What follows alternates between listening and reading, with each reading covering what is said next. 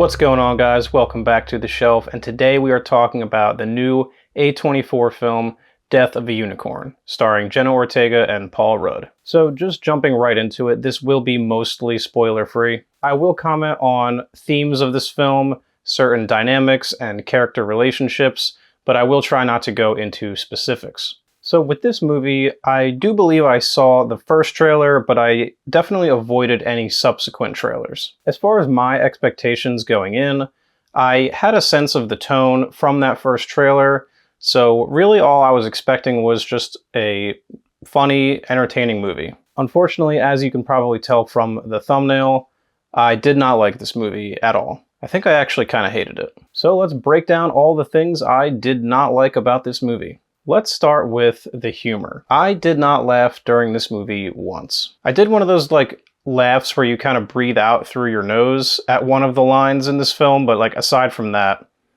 the comedy was a flat line for me. Paul Rudd and Will Poulter kind of carry the brunt of the comedy. They are like the two big comedic presences in this film, although other characters get some decent lines as well. But again, none of it really worked for me. Looking at it objectively, I guess some people will find this funny, but I don't know, man. None of it really worked for me. It was all pretty lowbrow humor.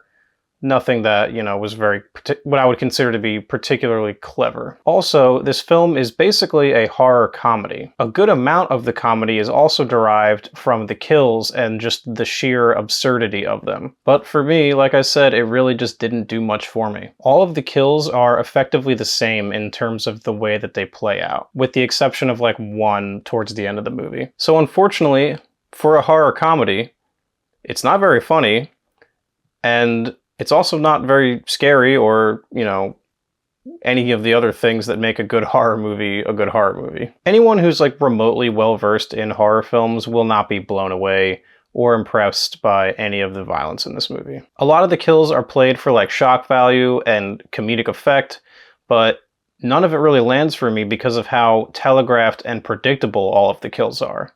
You see them all coming from a mile away. They also have the audacity to include a couple of jump scares in this film, as if they're really trying to be a horror film.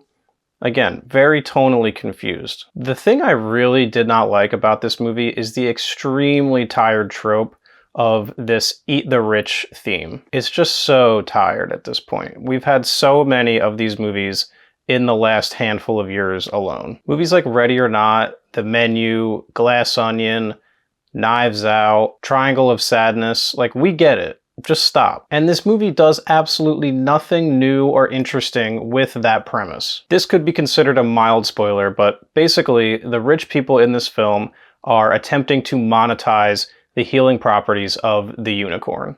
I know, I was shocked too. And then on top of that, they're also doing a really bad Jurassic Park impression, but all of the special forces agents have all of the seriousness of something I thought of the tone of the movie Violent Night with David Harbour from a couple years ago, and I know that that's probably intentional, but it just doesn't work.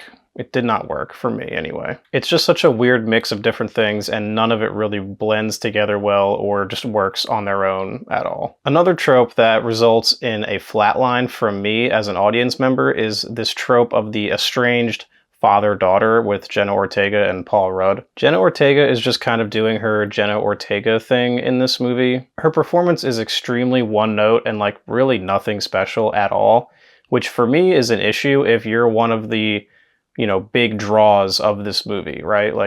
It's her and Paul Rudd. That's who are the two stars of this movie. Then you have Paul Rudd, who feels like he's in Ghostbusters or Ant-Man or something, which further exacerbates another issue that this film has, which, is sort of an underlining issue for me, but it's the over-commercialization of A24. This doesn't feel like a film A24 would have made 5-10 years ago.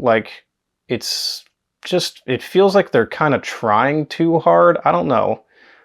This movie is just weird, man. But yeah, back to Paul Rudd. His character is extremely unlikable. He basically spends 90% of the movie ignoring the wishes of his daughter and instead trying to appease the rich people in the movie in order to get into their good graces so that he can financially provide for his daughter. So that's his reasoning. he, is ignoring her because in the end it'll be for her own good or whatever. So he just does this over and over and over again. And then as an audience member, you're seeing this and you're thinking, okay, well, obviously in the finale of the movie, they're going to have that reconciliation moment where he finally chooses his daughter over his rich boss, and he sees the error of his ways, and you just see it coming a mile away. And it was just so boring and annoying to me. And that's another big issue with this movie. It's just boring, man. It does nothing to surprise you at all.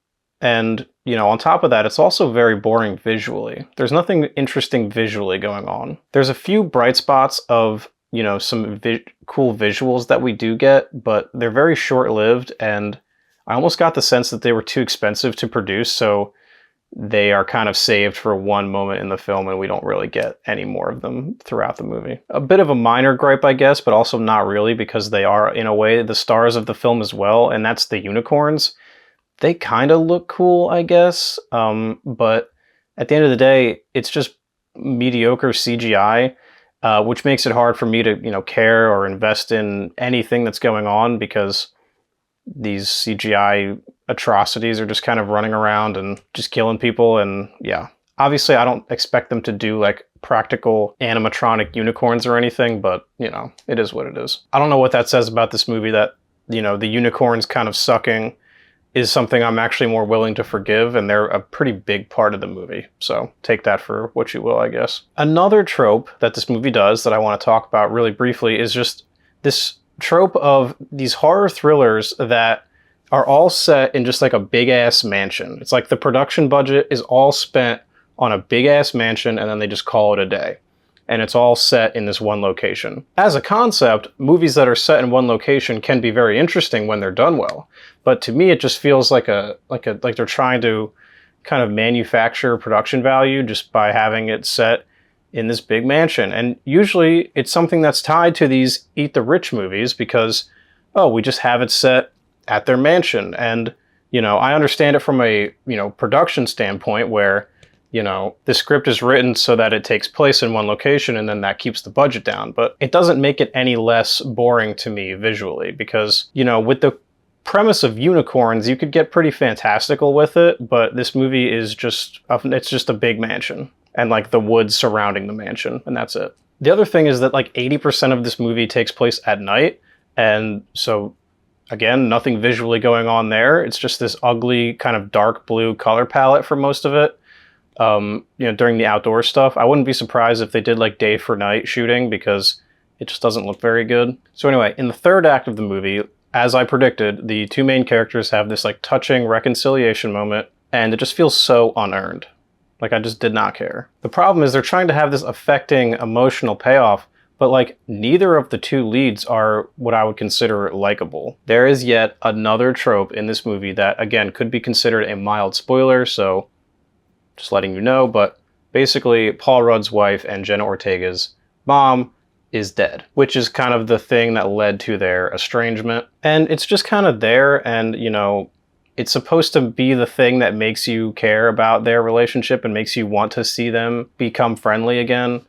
And the problem is there is so little time allotted for it that you just don't care. It just comes across as extremely underbaked. So at the end of the day, what you're left with is an unfunny comedy, a horror film with telegraphed and predictable and unearned jump scares, and a family drama with characters that you do not care about. So yeah, none of the things that this movie was trying to do for me worked at all. So yeah, all in all, guys, I genuinely did not like this movie at all.